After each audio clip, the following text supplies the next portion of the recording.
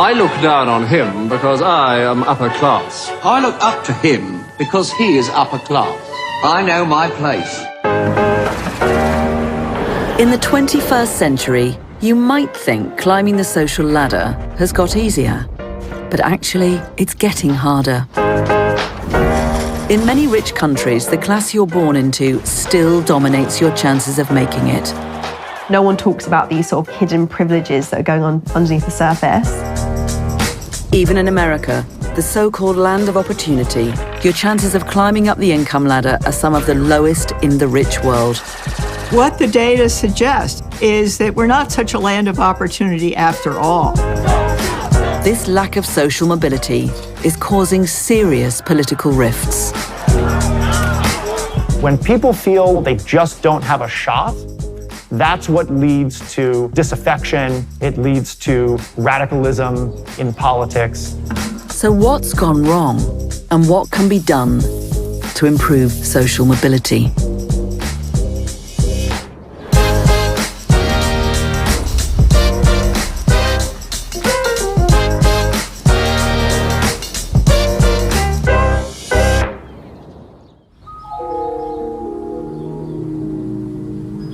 So this is where I grew up. Feels like a lifetime ago, to be honest. As a child, Sophie Pender lived on a council estate and says hardly anyone thought she would make anything of her life. It's hard to expect anything from someone who has grown up where their dad is an alcoholic and a drug addict. I think people just expect them to follow the path that their parents have taken. But Sophie has defied expectations. She now works for a top law firm and is passionate about helping working-class people to get ahead. People have felt comfortable insulting me because in their mind they think, well, if you're working class, you can change that. The onus is on you. If you live on a council estate, that's your fault. But actually, there's a whole host of factors that mean that someone might not have had, the opportunities available to them. Sophie is the exception to the rule. Britain has a social mobility problem. If you're born at the bottom here, your chances of moving up the income ladder are lower than in many other rich countries. There's just a 9% probability of moving from the bottom of the income ladder to the top. It's even lower in America. But to put that in context, you're almost 50% more likely to make it to the top if you live in places like Canada or Denmark. This is known as relative social mobility. Part of the reason for these differences is the level of wealth, income inequality, and welfare provision in each country. I think America is the poster child for rising income and wealth inequality. The way I like to think about it is that when you have a lot of income inequality, the rungs on the ladder of opportunity are much further apart. And that makes it harder to climb that ladder. Those at the very top of the ladder have also pulled away from everyone else. In 1975, the share of taxable income going to the top 1% in America was 9%. By 2018, that had more than doubled. And declining social mobility is bad news for American society. The fact that if you are not from that privileged background, that you feel like your kids are set up for failure to some degree, that's a very powerful political impulse and a real source of energy for populist movements on the left and the right, not just in America, but also across the world. It used to be much easier to get ahead. September 2nd, 1945, and America's joy bubbled over into unrestrained jubilation. After the Second World War, countries such as America and Britain enjoyed a social mobility boom. Government is big business, but far from the only one. An expansion in professional and managerial jobs allowed many working-class people to move up the income ladder. And as a result, if you were born in the post-war years in America, you had a 90% chance of making more money than your parents. A picnic. It's for the children. But this didn't last. From a high in the 1940s, absolute mobility has been falling. and the generation of children born in the 1980s had just a 50% chance of making more money than their parents. One team of economists have dubbed this phenomenon the fading American dream. Since the Second World War in America, absolute mobility has declined. And those chances have declined pretty steadily for each younger generation in America. So if you're part of the millennial generation, you should be pretty disturbed by all of this. There's one divide which has become especially significant, whether you've been to university or not. In rich countries, there has been an economic shift away from manufacturing towards more service-based industries, which means there are now fewer openings for those without a degree.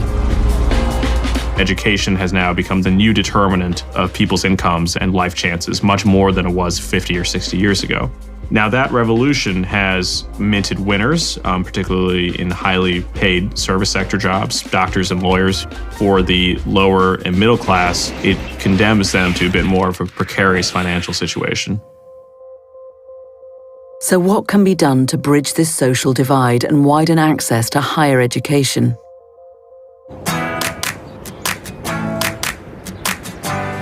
In Britain, a new breed of state schools like this one have sprung up, catapulting kids from lower-income families into top universities. So now let's solve this problem and then talk about what that K-value means in the context. The NCS is located in Newham, London's second poorest borough. While nearly half the students here are on bursaries or qualify for free school meals, an indicator of deprivation, last year 95% went on to top universities in Britain. We're humans, we have the same capacities, we should be able to do the same things. Most will be the first in their family to get a degree, let alone one from an elite university. My parents haven't gone to university, so I didn't really have mentors to guide me. And now me aspiring to go to Oxbridge, that's a huge deal. Coming from a working class background, immigrant parents, they really they push the education thing so much because they want their sacrifice to matter. They want children to break the class barriers that maybe acted as an actual barrier for them. Head teacher Mohsin Ismail grew up nearby and left a six-figure salary as a lawyer to run the school. He is passionate about boosting social mobility. Where you're born shouldn't dictate where you end up. And just because you're not born with a silver spoon in your mouth, but if you're talented, you should be able to realise your potential. He keeps the school's performance in constant view on his office window. He says improving students' life chances means running a so-called super curriculum. As soon as you hit this wall and go outside of the box, the potential energy is infinity. And today, it's quantum mechanics. So we've got this idea that when we're inside the box... I think the difference between what we do and what other schools may lack is the forensic focus on the fundamentals, being unashamedly academic, unapologetically ambitious for our young people.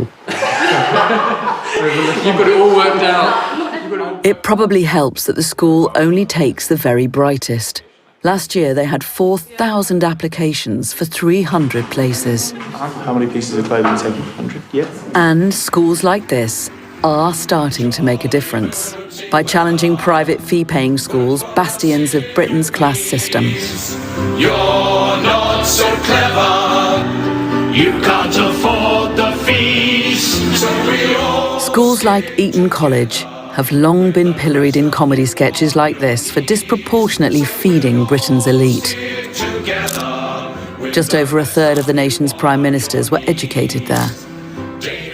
But private schools' hold over elite universities is declining.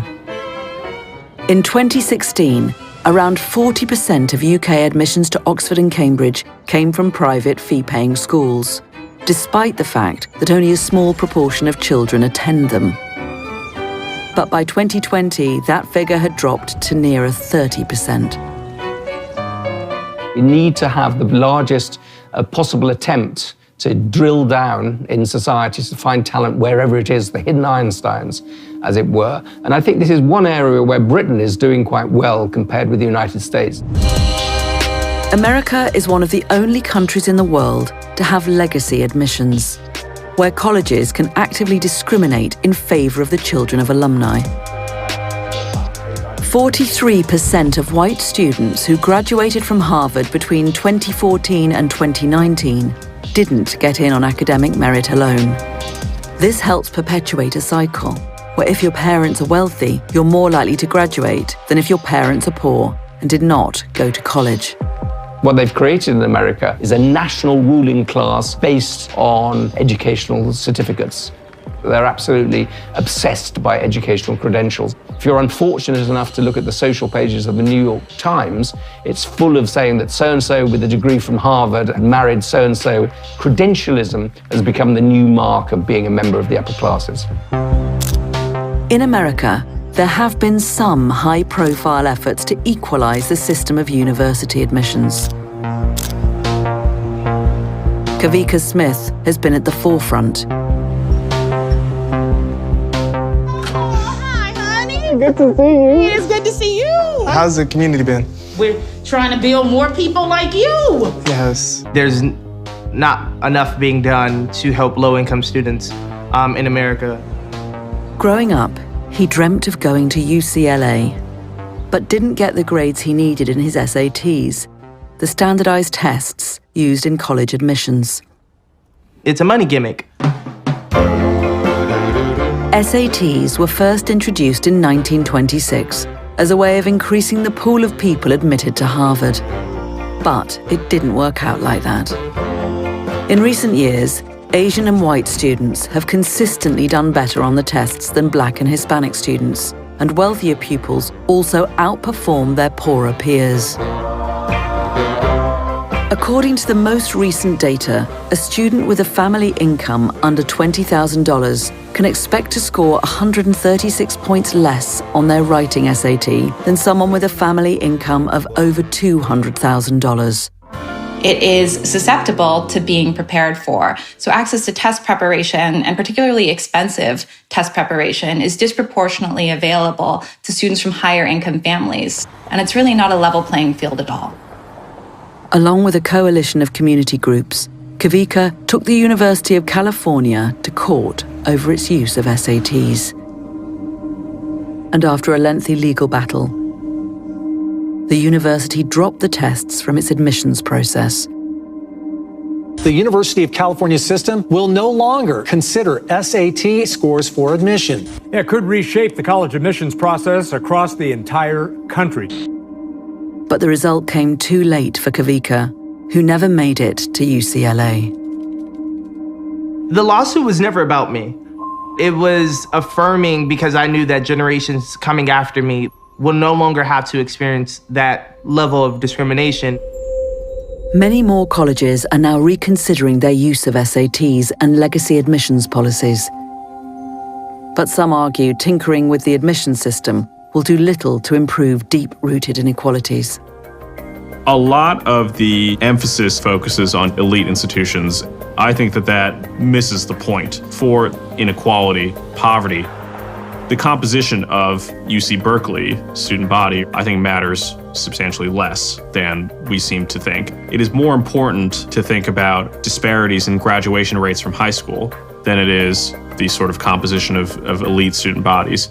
The young people of today deserve the same opportunity to earn success and accomplishment. You have a better chance of improving social mobility if you start young.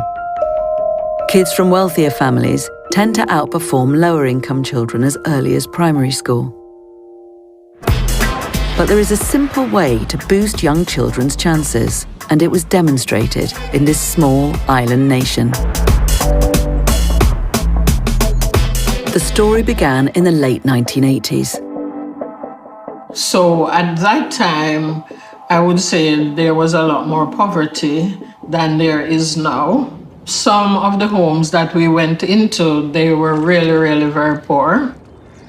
Christine and Novelette were part of a pioneering scheme to help some of the poorest children get ahead. So we're here with the toys. As health workers, they would visit families every week, bringing homemade toys and games. Once I see you in your uniform, always looking out for you. you know, and say, "See, nurse, come in, nurse is here." These are the original toys they brought door to door.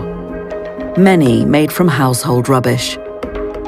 You would ask the child if they know any of the pictures, and most of them would know ball because, you know, Jamaicans are into football, so every little child knows a ball. This is made from old socks. The mothers' reactions were mixed. There were a few wondering, what am I going to do with these things, seeing that they were made out of plastic bottles and so on. But after a few visits, they loved it. The scheme was the brainchild of physician Sally Grantham McGregor, who was working in Kingston at the time. Nobody appreciated the importance of play. There were no books, there were no toys. The children were just sitting there in the backyard, we call them the yards, doing nothing. They had nothing. So that's where I was coming from, to try and improve equity a little bit. The homemade toys and books helped the kids to develop language and cognitive skills. What was unique, I think, was that we wanted to work with the mothers and we wanted to make it as cheap as possible but still effective. I feel very proud because I see that other people can come and, you know, doing the same thing that we used to go out and do, and they're benefiting from it. Sally's team, together with economists, followed the children who had taken part in the experiment.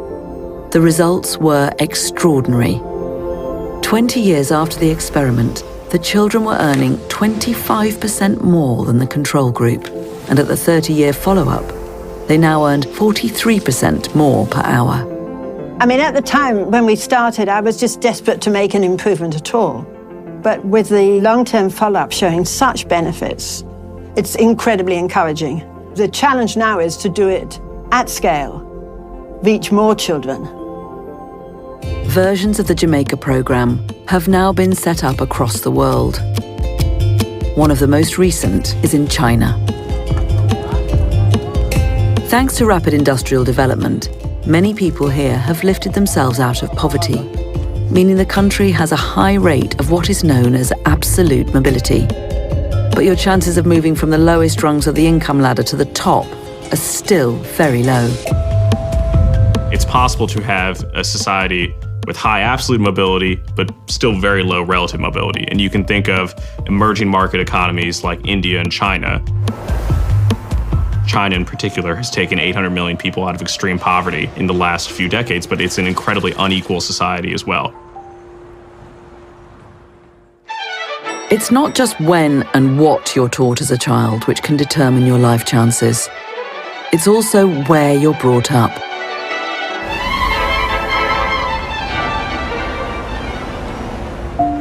In America, even moving a few blocks can make all the difference. This is the street I lived on. It literally looks like an alley. Dawn used to live in one of the poorer areas of Seattle.